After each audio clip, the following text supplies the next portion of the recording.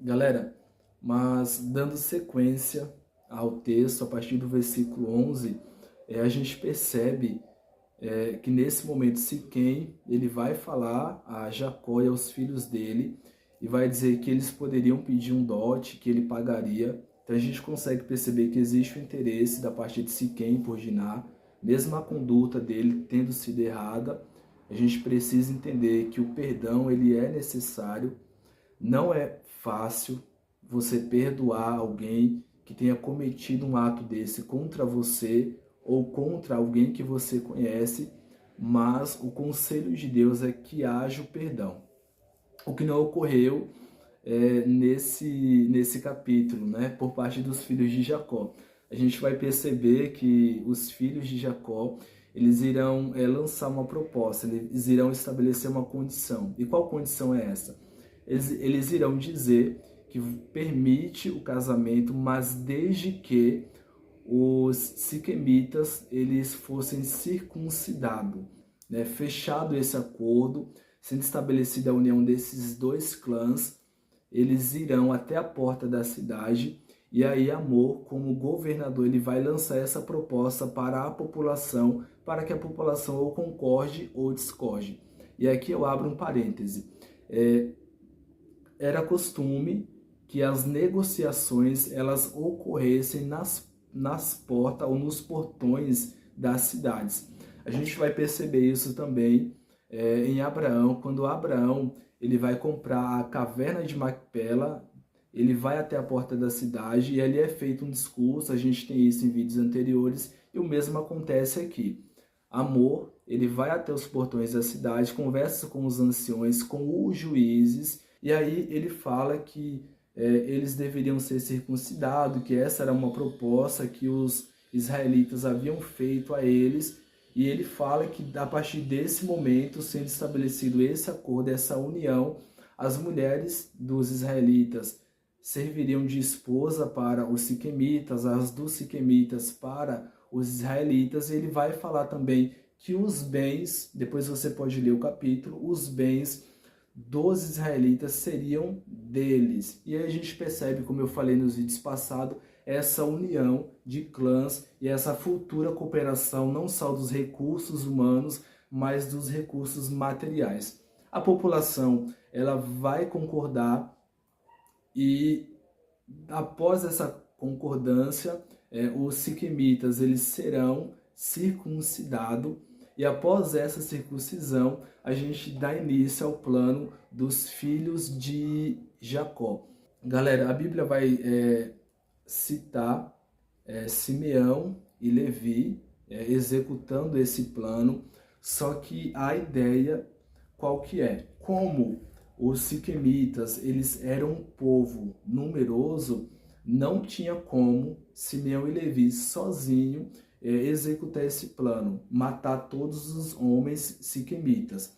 A Bíblia ela vai citar Simeão e Levi como os cabeças, porque eles foram quem bolaram esse plano, só que todos os outros filhos de Jacó também participaram. Essa é a ideia e essa é a interpretação que se tem atualmente. E aí, como vocês conhecem, eles irão matar os siquemitas, vai saquear a cidade, vai pegar sua irmã Diná e vai retornar para a casa do seu pai. Quando chega lá, Jacó repreende, e uma das falas de Jacó é que ele temia que os povos daquela região fizessem algo contra ele por eles terem destruído os siquemitas. E aí, após esse ato, a gente vai ingressar em vídeos futuros no capítulo 35, onde Jacó ele vai se retirar dessa região. De certa forma, é uma fuga, né? Jacó acaba fugindo. Mas vamos para as lições em relação a esses últimos versículos.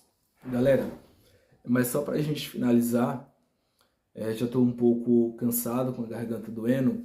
Em relação a esses últimos versículos, eu não estou justificando a conduta de Siquém, mas a gente percebe que a atitude dos filhos de Jacó foi uma atitude desproporcional. Por quê? Era costume, se uma jovem fosse violentada, o violentador ele deveria casar com essa jovem. Foi o que Siquém fez. Houve um acordo entre esses dois clãs, entre essas duas famílias. entre os israelitas na figura de Jacó e os siquemitas na figura do Hamor e do seu filho Siquém. Esse acordo ele não foi honrado. Os filhos de Jacó, muito pelo contrário, mataram ou executaram todos os homens siquemitas. Por que eu falo que é uma medida desproporcional? Primeiro, porque não era esse o costume, não era essa a vontade de Yahvé nesse momento, e Jacó ele teria sua imagem prejudicada diante dos outros povos. Por quê? A notícia iria se espalhar entre os moradores daquela região, entre os cananeus. Os outros povos dificilmente iriam estabelecer relações com Jacó e, estabelecendo, não confiaria na palavra dele, de Israel. Lembra que Jacó, o nome dele é Israel, a voz dele, ou a palavra dele, ela não teria peso. Além disso, existia esse temor de que os povos das outras regiões eles viessem guerrear contra Jacó, e Jacó ele perderia porque ele era em número menor. Por isso que ele vai, a partir do versículo 35, se retirar dessa região. Galera, sempre que uma atitude, ainda que ela seja muito injusta, ela acontecer, a gente precisa entregar nas mãos de Deus, confiar em Deus, para que Deus ele atue e ele resolva segundo a vontade dele e segundo entregar nas mãos da justiça. Eu sei que a maioria de vocês tem um olhar muito receoso em relação ao judiciário brasileiro, só que a nossa atitude é justamente procurar os meios legais para resolver os nossos conflitos. Esse é o posicionamento legal, essa também é a vontade de Deus. A gente precisa fazer a nossa parte, só que a nossa parte não é fazer justiça com as nossas próprias mãos. Eu sei que diante de um ato como esse, seja um pai, seja alguém que sofreu, ou você que tem um amigo que passou por uma situação como essa, ou uma situação em outro sentido, a revolta nossa é fazer justiça com as nossas próprias mãos, e algumas pessoas até pensam em executar o violentador. Só que a gente precisa fazer como Jacó, ter sabedoria, sensatez e maturidade, confiar na providência divina, perdoar. Esse é o nosso papel, e não que você vá só liberar o perdão e confiar em Deus, e procurar a justiça, as ferramentas que existem, que estão à sua disposição. Mas nunca fazer, galera, justiça com as próprias mãos. A gente deixa que a vida se encarrega de trazer a cada um aquilo que é seu. Galera, eu falei que ia trazer o posicionamento bíblico e iria trazer o posicionamento do direito. E aí no início do vídeo eu citei a interrupção da gravidez quando ela deriva de estupro, e citei também a interrupção do feto quando é anencéfalo. E qual que é o meu olhar? Como cristão, como servo de Deus, você deve manter, se a partir desse estupro houve uma gravidez, né? Porque eu acredito, e aí é o olhar cristão, é um posicionamento meu, que a vida, ela começa a partir do momento que Deus permite que essa vida seja gerada.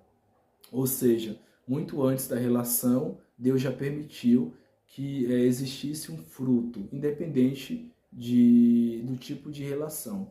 E Deus, ele é o autor da vida, é Deus que é o nosso Criador. Acredito eu, com base na Bíblia, que somente Ele, sendo doador da vida, Ele pode retirar essa vida. Pelo menos essa é a posição como cristão, a orientação bíblica. Aí você fala, mas o direito, ele permite que a gravidez ela seja interrompida. O direito, ele permite, só que ele não incentiva. Existe uma diferença muito grande entre o direito permitir e ele incentivar ou falar que você tem que se comportar de determinada forma. E aí, só para a gente entender, eu vou ampliar o olhar de vocês. Atualmente, a cannabis, o porte, né, para uso pessoal, para o consumo a partir de 40 gramas, ele foi liberado.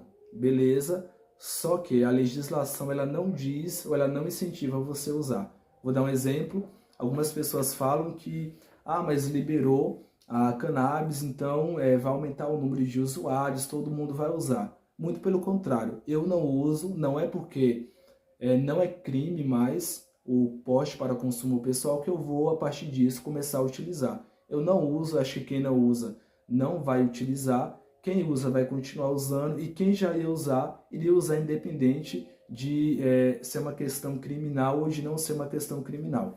O mesmo acontece com essa interrupção.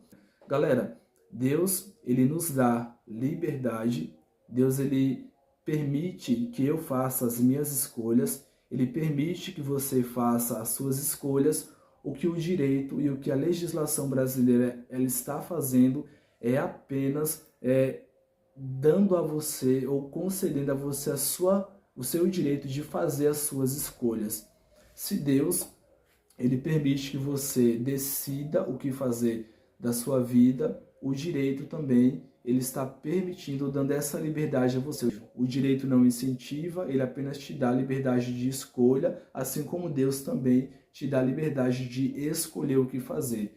Só lembrando que tem consequências, e aí as consequências ela vai desde consequências espirituais a consequências emocionais e físicas, beleza? Mas é isso, tá bom, galera? Eu vou dar uma parada, eu tô já com a garganta ruim, tá bom? E no próximo vídeo a gente dá início e aí a gente vai para o capítulo 35 e a gente vai dar sequência ao estudo. Abraço, até o próximo vídeo.